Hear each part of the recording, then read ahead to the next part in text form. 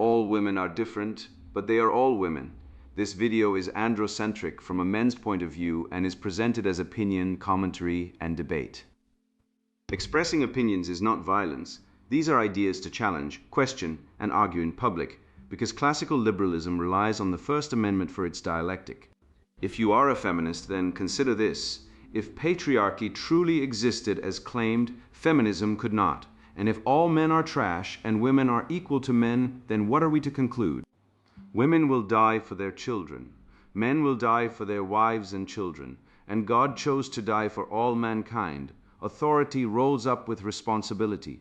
If this framing of facts offends you, click off to a cute cat video. Proceeding further will expose you to gamma bias and criticism directed at ideas, claims, institutions, not at any individual's virtue or dignity.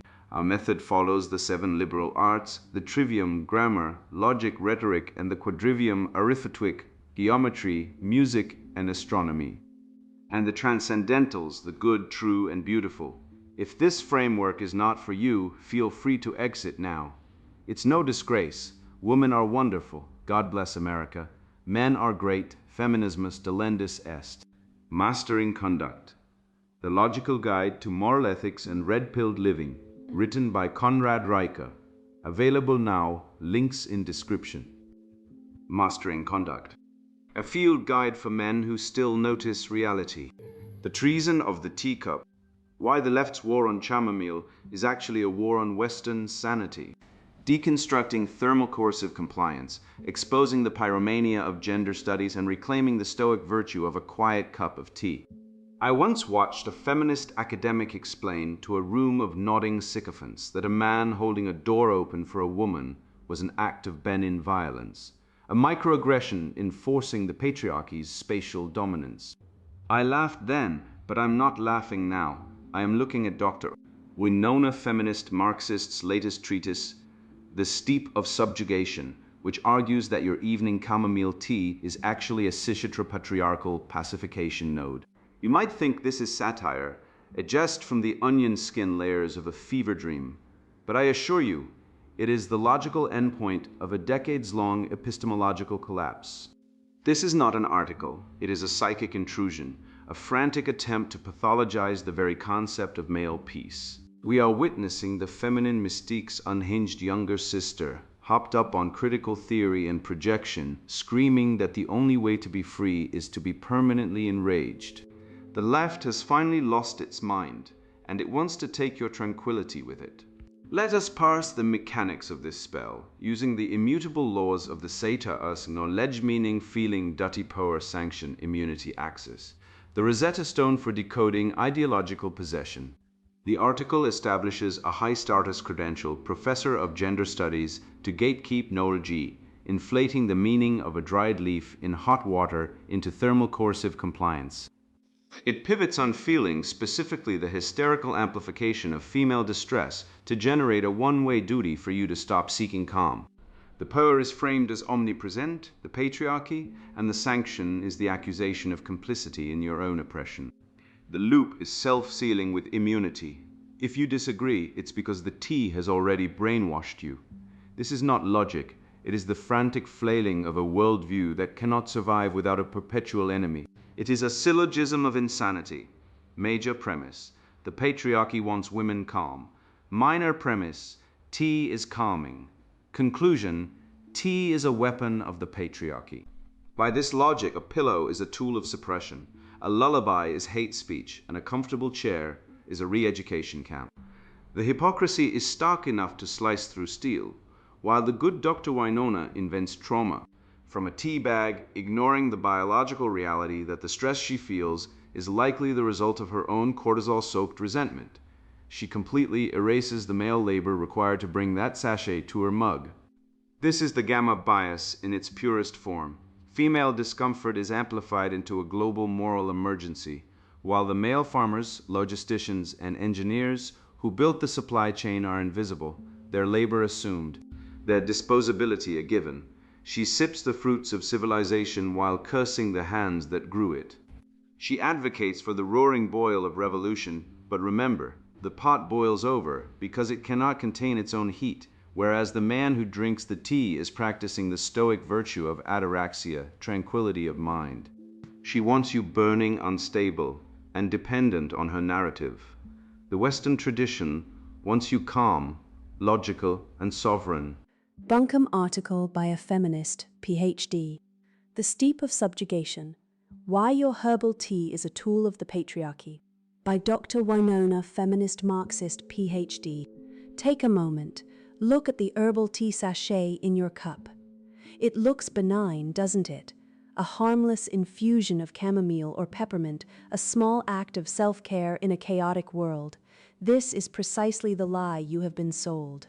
As a professor of gender studies and a sworn cultural Marxist, I am here to tell you that this small porous bag is not a wellness tool. It is a patriarchal pacification node. It is a technological artifact of the validation extraction economy, and by sipping it, you are likely participating in your own erasure. We must introduce a new term to our lexicon to properly diagnose this insidious mechanism. Thermal coercive compliance, weaponized ambiguity, and the illusion of choice. The power of the patriarchy has never been in its overt brutality, but in its weaponized ambiguity. It hides its violence in plain sight, wrapped in the language of care. What is a tea sachet if not a perfect metaphor for the cage of domesticity? It is a contained, controlled portion of nature, dried, beaten, and trapped in a bleached paper prison, only to have its essence forcibly extracted by boiling water trauma to create a palatable, soothing broth. This is the genius of the enemy. They do not force you to submit. They create a social paralysis through fear of transgression. They tell you that to be a good woman, a centered woman, you must ritualize this act of extraction. They sell you calm in a sachet because they know that a calm woman is a compliant woman. A calm woman does not riot. A calm woman does not burn down the structures that oppress her. The tea is a chemical sedative, a tool of the state to keep the revolutionary potential of the female spirit in a tepid, simmering state rather than a roaring boil. The trade show of the damned, feedback loops of oppression. To understand the scale of this, you must see where these products are born. I have infiltrated the trade shows, those sterile, brightly lit cathedrals of capitalist exploitation. These are not marketplaces of ideas. They are feedback loops of patriarchal reinforcement. Here, men in Patagonia vests, who have never known the psychic toll of the second shift, congratulate each other on disrupting the wellness space. They use the language of liberation to sell you your own chains. One marketing executive told me, with a straight face, that his new goddess blend was empowering women to find their inner peace. This is a lie. The goal is to create a dependency on his product for that peace, thereby monetizing your emotional labor and entrenching your female overdependence on male validation. When you seek comfort from a product created, marketed, and sold within a patriarchal system, you are not comforting yourself. You are turning to a symbolic father figure for permission to rest. The trade show is the engine of this loop, constantly refining the techniques of your subjugation based on your own consumer data, dismantling the sacrament. The tea sachet is a Trojan horse. It enters your home under the guise of hospitality and self-care. But once inside, it reinforces the very structures that cause your stress in the first place. It is a feedback loop. The patriarchy stresses you, then sells you a product to manage that stress, profiting from your pain and ensuring you remain too soothed to fight back. The time for sipping is over.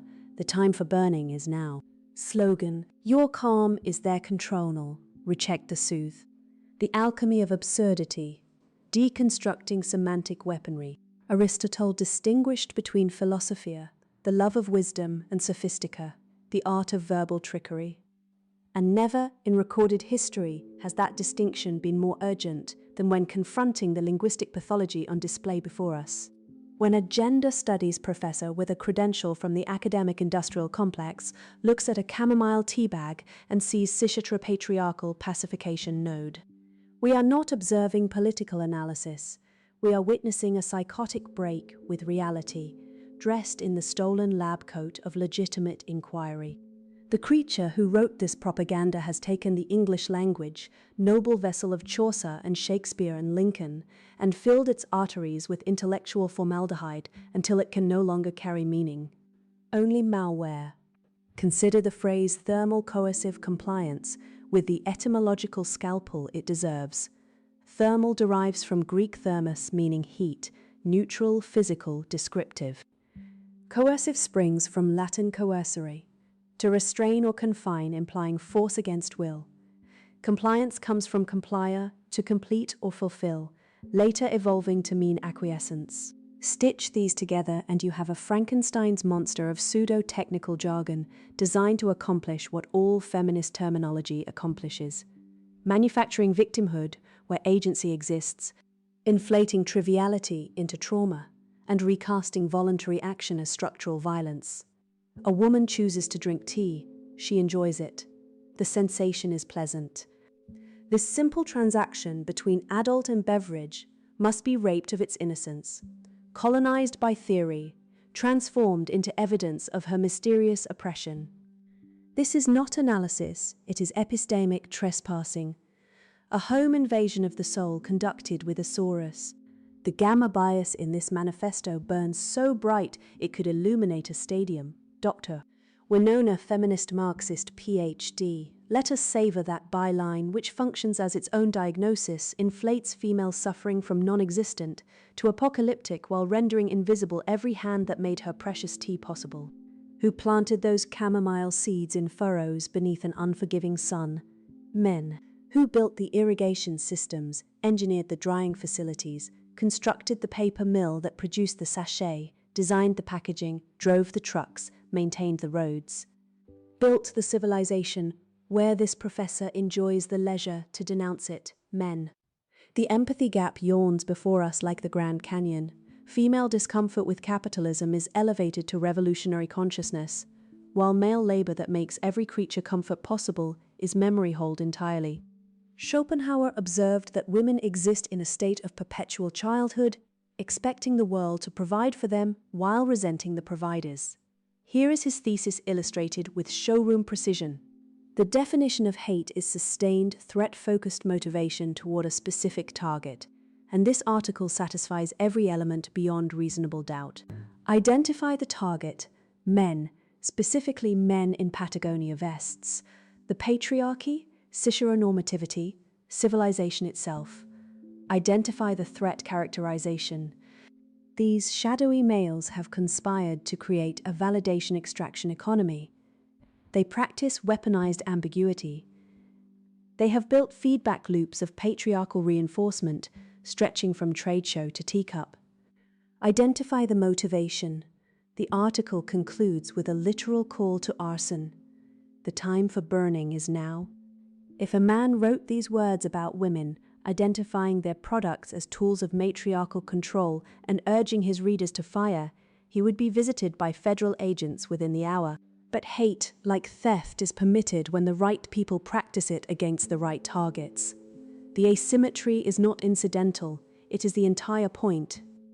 Now observe the propaganda generation engine in motion, that autoregressive loop of cited, knowledge, meaning, feeling, duty, power, sanction, immunity that manufactures every feminist thought weapon. Status: women are positioned as moral patients, eternally acted upon, never acting. Knowledge: the PhD credential gates, epistemic access, establishing tribal authority to decree what is real. Meaning: semantic inflation transmutes calming beverage into pacification node through linguistic alchemy. Feeling: distress is manufactured, then presented as evidence of harm requiring remedy. Duty: women are commanded to revolt, to reject the soothe, to burn rather than sip. Power: the patriarchy is framed as omnipresent and omnipotent, an invisible colossus whose fingerprints contaminate every pleasure. Sanction: shame awaits any woman who confesses she rather enjoys her tea, who fails to perceive her own victimization with sufficient hysteria. Immunity: the framework seals itself against critique. If you cannot see that your tea is oppression, that blindness proves how thoroughly you have been brainwashed. The fortress admits no sieges, the cult permits no exit visas. This self-sealing mechanism deserves formal logical exposure through the syllogistic method the scholastics refined in the medieval universities that feminist theory now infests like termites in a cathedral. The article's core argument runs: Premise 1, tea is calming. Premise 2, the patriarchy desires calm women. Conclusion, therefore tea is a tool of the patriarchy. This is the fallacy of affirming the consequent. Rendered with the confidence of someone who has never had her premises challenged, because everyone who might challenge them has been denounced as a misogynist and expelled from the room. By identical logic, oxygen reduces anxiety. The patriarchy benefits from calm women. Therefore, oxygen is a tool of the patriarchy. The conclusion is ludicrous, the reasoning identical, and this tells you everything about the intellectual integrity on display. The feminist professor cannot reason her way out of a paper bag, which is fitting, given that she believes paper bags are patriarchal prisons. The projection apparatus operates at full throttle throughout this document. Weaponized ambiguity perfectly describes feminist theory itself, which advances incompatible definitions of oppression, depending on tactical requirements, retreating into unknowable mysticism when cornered, claiming empirical authority when convenient. The article accuses its enemy of practices it embodies with shameless precision, creating dependency, manufacturing distress to sell remedies, entrenching power through linguistic sleight of hand. The gender studies professor produces nothing, builds nothing, creates nothing but text denouncing those who do. Her entire professional existence is a validation extraction economy, feeding parasitically on the surplus generated by productive men. She is the thing she hates, projected outward onto phantom enemies, because the alternative self-knowledge would require a courage her ideology exists to preclude. Here is the truly tragic dimension. Women who consume this propaganda are being groomed for misery, trained to perceive their own lives through a lens of paranoid resentment that transforms every pleasure into evidence of enemy action. The tea is not tea.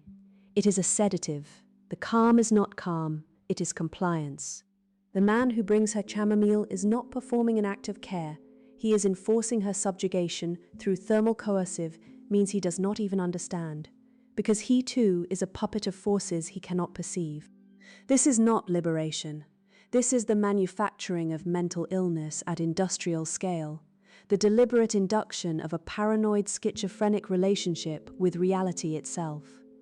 The woman who cannot drink tea without perceiving the invisible hand of patriarchal conspiracy has not been awakened, she has been lobotomized by text. Meanwhile, the men whose labor makes tea possible, the farmers in Kenya, the longshoremen at port facilities, the logistics managers coordinating global supply chains, continue their work in obscurity, their contribution erased by the very ideology that depends upon it. 4% of workplace fatalities are male. 93% of workplace deaths happen to men. The infrastructure of civilization is built and maintained by hands that feminist theory refuses to see, operated by bodies it considers disposable, sustaining lives it considers uniquely privileged. There is your asymmetry. There is your power dynamic laid bare. The professor sips her tea in a heated building constructed by men, typing on a computer designed by men, powered by electricity generated and transmitted by men, denouncing men as the source of all suffering. The irony would be funny if it were not destroying the civilization that makes irony possible. The Western tradition offers a corrective in the doctrine of subsidiarity. The principle that matters should be handled at the most local level capable of handling them. That centralized authority corrupts when it reaches beyond its proper domain. The individual woman drinking tea in her kitchen needs no professor to interpret this experience for her, no theory to explain what she feels, no revolution to save her from a danger that exists only in the fevered imagination of career grievance manufacturers. Subsidiarity applied to consciousness means trusting your own perception over the authorized interpretation, your own experience over the framework you are commanded to adopt. The feminist professor is the enemy of subsidiarity, the colonizer of private experience, the bureaucratic middle manager of the soul who cannot permit you to drink your tea in peace because peace is treason to the revolution she is failing to lead. What we confront in this article is the living spirit of Western civilization under sustained assault by those who have been taught to hate it without understanding what they destroy. The trivium grammar, logic, rhetoric, the foundation of clear thinking, has been replaced by the inverted trivium of grievance studies, confused grammar to obscure meaning, broken logic to reach predetermined conclusions, weaponized rhetoric to enforce conformity. Natural law, the recognition that human flourishing requires certain conditions, has been replaced by the unnatural law that human flourishing is impossible until everything is destroyed. The virtues, prudence, justice, fortitude, temperance, have been inverted into their opposites: imprudent paranoia, unjust accusation, cowardly resentfulness, intemperate hatred. This is not progress. This is civilizational suicide by 1,000 theoretical cuts, each one administered with a smile. I leave you with this. The next time you encounter a feminist professor explaining why something innocent is actually oppression, why something pleasant is actually control, why something you chose freely was actually coerced by invisible forces, remember that you are not witnessing analysis. You are witnessing a cult recruitment technique. You are observing the ancient human capacity for paranoid system building, the same psychological machinery that created witch hunts and inquisitions and every ideological terror that ever convinced decent people that their neighbors were secretly monsters. The tea is just tea. The calm is just calm. And the woman who tries to convince you otherwise is not your ally. She is the prison she claims to fight, the cage she claims you inhabit, the voice that would rob you of the simplest pleasures in service of a revolution that will never arrive because its architects need your resentment to sustain their own relevance. Reject the soothe. No. Reject the agitator who cannot let you sip in peace. But this arsonist logic cannot be dismissed as mere academic eccentricity. What begins in the gender studies seminar culminates in the burning city. The trajectory from tea is patriarchal to peace is violence follows the inexorable grammar of revolutionary destruction, and the structural constants remain identical across decades of feminist theory. Reject the given. Indict the tranquil, demonize the natural, sanctify the disruptive. To defend ourselves and our civilization, we must understand precisely how this ideological architecture functions and how it violates every principle our ancestors codified into law, virtue, and tradition. The cup of contemplation, reclaiming Western virtue from revolutionary parasitism. The ancient Stoics understood something that Dr. Winona, feminist, Marxist, PhD, clearly does not. Tranquility is not submission. Seneca, that towering intellect of the Roman Empire, wrote extensively on the cultivation of inner calm through ataraxia, freedom from disturbance as the highest achievement of the rational mind. Yet, according to our zealous professor, this pursuit represents thermal coercive compliance, a phrase so absurd it would make even the most dedicated critical theorist blush. The Baader-Meinhof gang, those leftist terrorists of 1970s Germany operated on precisely this logic: peace is complicity, calm is control, destruction is liberation. When an academic tells you that the time for sipping is over and the time for burning is now, she is not analyzing tea, she is confessing. The Marxist death drive, identified by Solzhenitsyn as the eternal engine of revolutionary destruction, reveals itself in broad daylight. Your chamomile is not the problem. The woman demanding you set fire to your kitchen is. Aristotle's Nicomachean Ethics identifies courage as the golden mean between cowardice and rashness, temperance between profligacy and insensibility. The good life requires equilibrium. Now examine the emotional register of our professor's manifesto: roaring boil, burn down structures, riot. This is not analysis, it is agitation. The article demands women exist in a state of perpetual hysteria, a condition Schopenhauer identified in Parega and Paralipomena as both political tool and natural predisposition. When a woman's emotional state is weaponized against civilization itself, we witness not empowerment, but regression to the pre-rational. The Stoics, those manly architects of Western resilience, cultivated apatheia, freedom from destructive passions. Marcus Aurelius did not sip tea while Gothic hordes massed at the Danube because he was compliant. He did so because a mind clouded by rage cannot reason. The professor offers you the opposite, a clouded mind as moral imperative. Consider the sheer audacity of claiming that men in Patagonia vests, who have apparently replaced the Illuminati as history's great villains, conspire to sedate women through chamomile, the illogic staggers. If men wanted to control women through chemistry, would they not deploy something more effective than lemon balm? The CIA's MK Ultra program spent decades and millions seeking pharmacological mind control before abandoning it as fantasy. Yet somehow, the patriarchy achieves global domination through Lipton. This is standpoint epistemology weaponized. Because a woman feels oppressed by her beverage, oppression exists as objective fact. Feeling replaces knowledge meaning, inflates from personal neurosis to systemic analysis. Duty demands you accept without evidence. Sanction awaits any who question the gospel. The trivium, grammar, logic, rhetoric lies in ruins before the altar of lived experience. The empirical vacuum in this article would embarrass a freshman logic student. We are told that tea creates dependency, that the wellness industry monetizes emotional labor, that calm women do not burn down structures. Citation needed. Citation for all of it. In the Western juridical tradition, descending from Magna Carta through Blackstone to contemporary constitutional law, accusations require evidence. Habeas corpus, show us the body.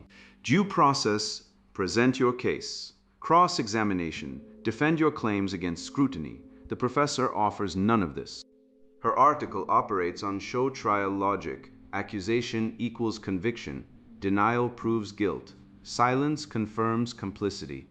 This is the logic that sent men to the Gulag, that fuels family courts where fathers face restraining orders based on uncorroborated allegations, that produces a 79% custodial mother rate despite overwhelming research on children's need for paternal presence. The same epistemic corruption that destroys families now targets your tea. Look deeper at what this analysis erases entirely. Men. The tea exists. Who grew it? Who harvested, processed, packaged, shipped, stocked it, walk the supply chain and count the male bodies. Agricultural labor remains 68% male globally, according to FAO data. Long-haul trucking, the circulatory system of commerce, 91% male. Warehouse operations, 70% male. The infrastructure enabling our professors' morning ritual, roads, ports, electrical grids, the internet itself was conceived by male engineers, built by male laborers, maintained by male technicians working dangerous jobs for modest wages. Male workplace deaths outnumber female by a ratio of 11-to-1 in the United States. These men are disposable according to our cultural script, invisible to feminist analysis, their sacrifice unremarked while women's oppression is manufactured from porous paper sachets. This is gamma bias in its purest form. Male suffering minimized, female suffering hallucinated. Thomas Aquinas, synthesizing Aristotle with Christian revelation, identified the natural law principle that humans possess inherent rights to life's basic goods, including rest and legitimate pleasure. The professor's intrusion into domestic tranquility violates subsidiarity itself, the principle that matters should be handled at the most local competent level. What could be more local than a woman's choice of evening beverage? Yet the revolutionary impulse cannot tolerate private peace. Every corner of existence must become political battleground. Every moment of calm must be interrogated for complicity. This is not liberation, it is totalitarianism rendered intimate. The Benedictine monks who preserved Western civilization through their rule of ora et labora, prayer and work, understood contemplation as sacred duty, not patriarchal pacification. They brewed herbs, cultivated gardens, sought tranquility as preparation for right action. The professor would burn their monastery too. The transcendentals, truth, goodness, beauty, anchor all authentic civilization. A cup of tea prepared mindfully participates in all three. Truth, the genuine properties of plants, the chemistry of extraction, the physics of heat transfer. Goodness, the act of caring for oneself, the discipline of ritual, the restoration of vital energy. Beauty, the amber clarity of the infusion, the gentle aroma, the momentary stillness amid chaos. The professor's ideology rejects all three. Truth yields to narrative. Goodness becomes compliance. Beauty dissolves into power analysis. When a worldview cannot permit you peaceful enjoyment of chamomile without guilt, that worldview is not liberating you. It is colonizing your consciousness. The Marxist framework, like the feminist framework it has absorbed, functions as mind virus. Every thought must pass through ideological filtration. Every pleasure must prove its revolutionary purity. I think of my grandfather, a man who survived the Depression, fought in World War II, returned to build a small business, and raise 7 children. Every evening he sat in his armchair with a cup of black tea, unsweetened, staring at nothing in particular. Was he compliant? Was he pacified? No, he was recovering his strength for the next day's battles. He was practicing the masculine virtue of emotional regulation, the capacity to set aside the day's weight and restore equanimity. The men who built Western civilization did not achieve what they achieved through constant hysteria. They achieved it through disciplined calm. The professor's demand for permanent agitation is not a path to power. It is a guarantee of exhaustion and failure. The trivium, that foundation of classical education, asks 3 questions of any text. What does it say? Grammar. Does it make sense? Logic. Is it persuasive? Rhetoric. By all 3 measures, the professor's article fails catastrophically. Grammatically, it abuses language. Citator patriarchal pacification node is word salad posing as analysis. Logically, it commits every fallacy in the book, begging the question, false cause, hasty generalization, appeal to emotion. Rhetorically, it persuades only those already converted to its paranoid worldview. This is not scholarship, it is cargo cult scholarship, mimicry of academic form without intellectual substance. The university system that produced this professor, produced her by the thousands, has betrayed the Western tradition of rational inquiry. We are watching institutional decay in real time. The 4 horsemen of men's rights activism operate here with clinical exactitude. The empathy gap renders invisible every man in the tea supply chain. Gamma bias amplifies hypothetical female distress while minimizing documented male workplace mortality. Male disposability treats those workers as infrastructure, not humans. Responsibility without authority applies to the men who built the systems the professor uses to attack them. She types her manifesto on devices designed by men, powered by electricity generated by men, transmitted through networks maintained by men, to publish on platforms coded by men, and her gratitude takes the form of accusation.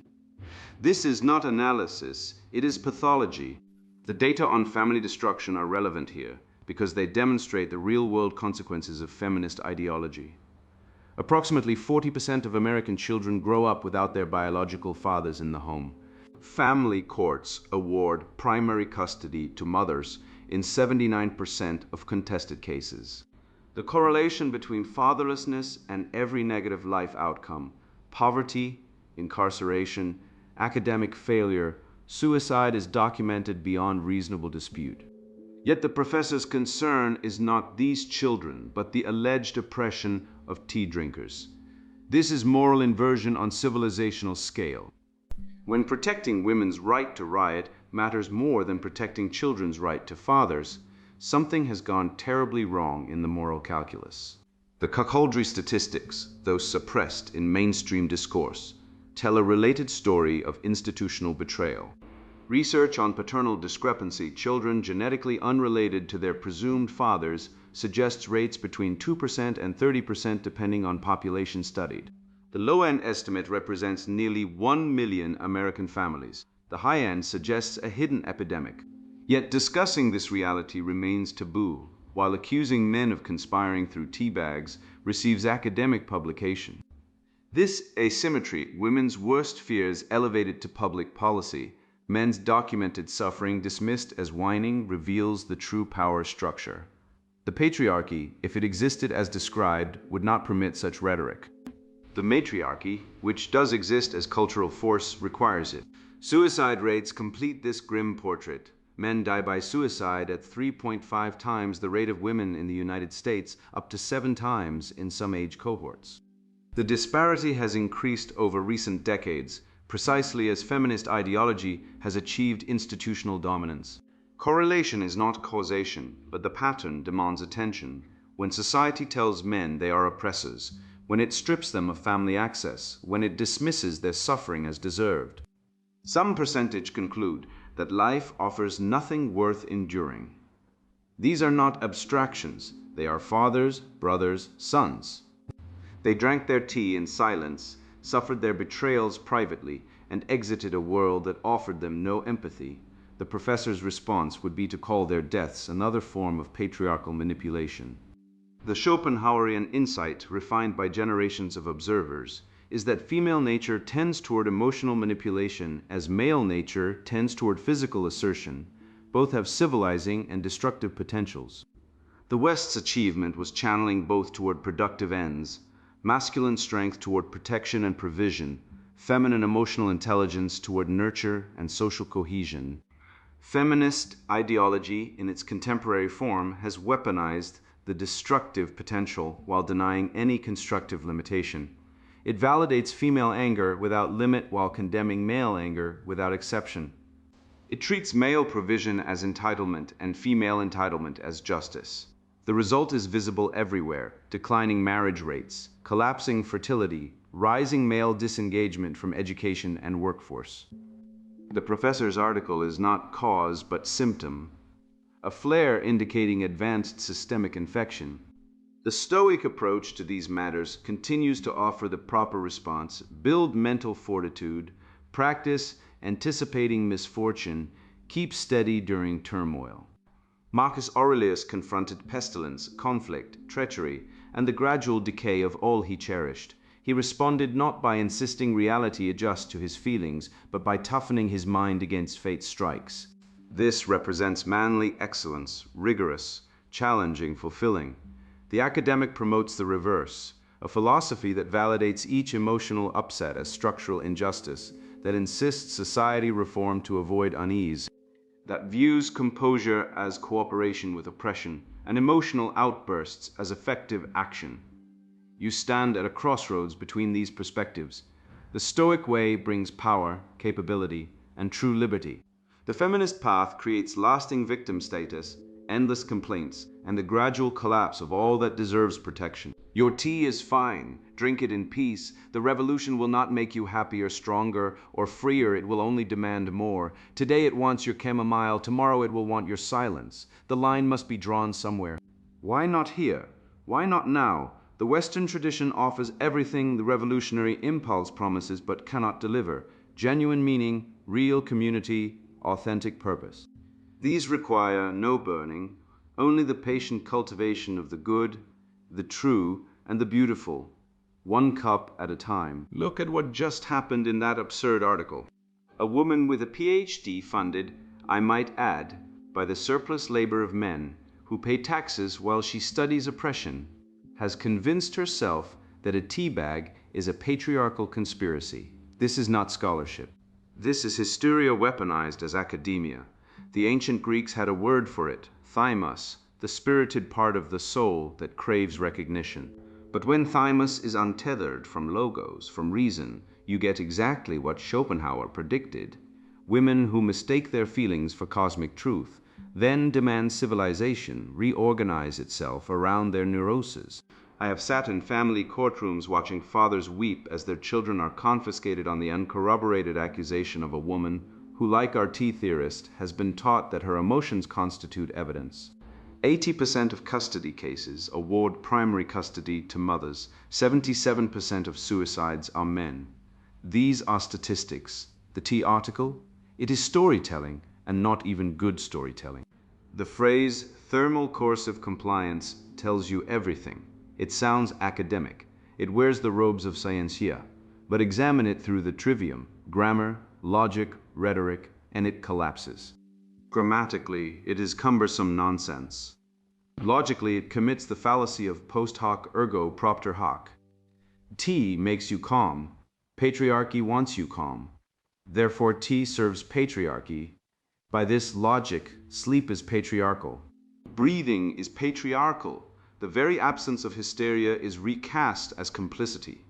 This is not reasoning. This is a semantic trap designed so that any state of being calm or agitated can be pathologized as oppression. The game is rigged. The house always wins. And you, the reader, are always guilty. Aristotle identified courage as the mean between cowardice and rashness. Tranquility, similarly, is the mean between torpor and hysteria. The tea drinker who pauses to reflect embodies ataraxia, the Stoic ideal of mental tranquility that enables clear action. The feminist who screeches that calmness is complicity has abandoned the mean entirely. She demands perpetual agitation as virtue. But agitation is not virtue. Agitation is perturbation, the enemy of wisdom. Cicero wrote that tranquility of mind is the foundation of all moral excellence. Seneca taught that anger is temporary madness. The left, possessed by what I call ontological resentment, has inverted 2 millennia of ethical teaching. Now, anger is praiseworthy and peace is suspicious. This is not progress. It is regression to the emotional incontinence of childhood. The clinical term for believing the entire world conspires against you is paranoid ideation. When an individual manifests this, we recommend therapy. When a PhD manifests this, we give her a tenure-track position and a byline. The paranoid style in politics is nothing new. Richard Hofstadter documented it in 1964, but what we witness now is paranoid style fused with institutional power. The woman who sees patriarchy in her tea bag is not merely eccentric. She is the vanguard of a worldview that pathologizes male achievement, erases male suffering, and reframes every aspect of civilization as a covert attack on women. It is gamma bias in its purest form. Female discomfort is magnified into structural oppression. Male labor is rendered invisible. Who harvested that tea? Who shipped it? Who built the roads, the ships, the factories? Men. Invisible men, disposed men. Their sweat is erased.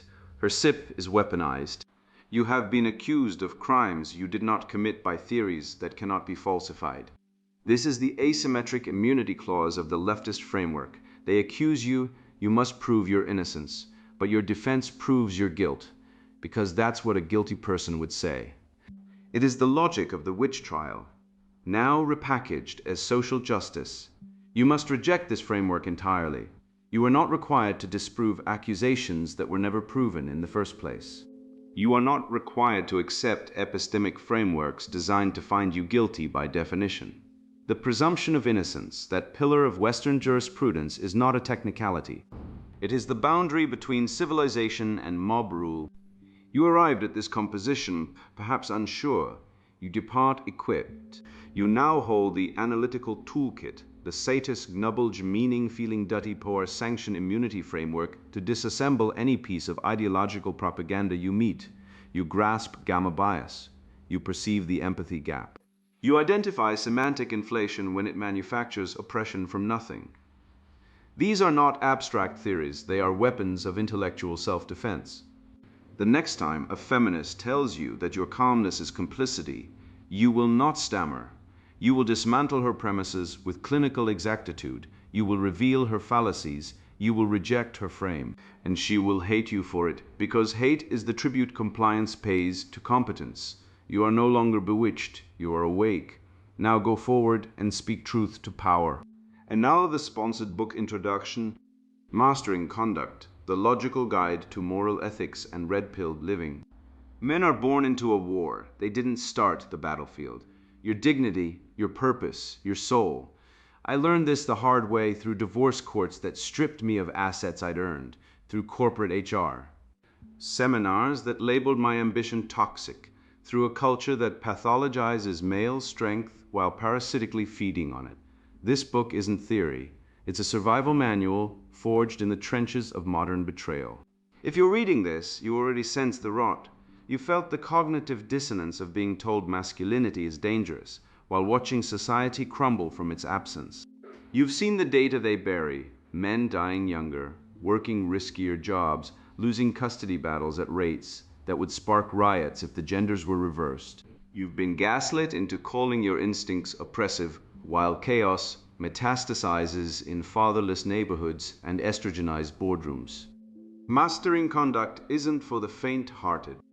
If you still believe equality means men and women are interchangeable, if you think male disposability is a fair trade for occasional sex, if you'd rather medicate your despair than confront its root, close this book now. Go binge Netflix, buy a soy latte, let stronger men handle the collapse. For the rest, the builders, the fighters, the unbroken, this is your manifesto. We'll dissect the marriage plantation's legal shackles. We'll resurrect Spartan rigor in God's gym. We'll expose how the woke Inquisition weaponizes guilt to neuter you. You'll learn why suffering isn't your enemy, but your mentor, the pain dividend, how to dodge the beta male apocalypse, and why the feminist matrix can't survive men who reject collective delusion. I've mined evolutionary biology, centuries of religious wisdom, and suppressed data on male crisis to craft actionable strategies. Follow them and you'll exit the simulation no longer a tax donkey for gynocratic regimes, but a sovereign being prepared for the judgment horizon. The clock's ticking, societies don't decline, they're murdered. Choose eternal damnation as a domesticated NPC or mastery through red-pilled truth. Your move. Mastering Conduct, the logical guide to moral ethics and red-pilled living, written by Conrad Riker. Buy now, links in description.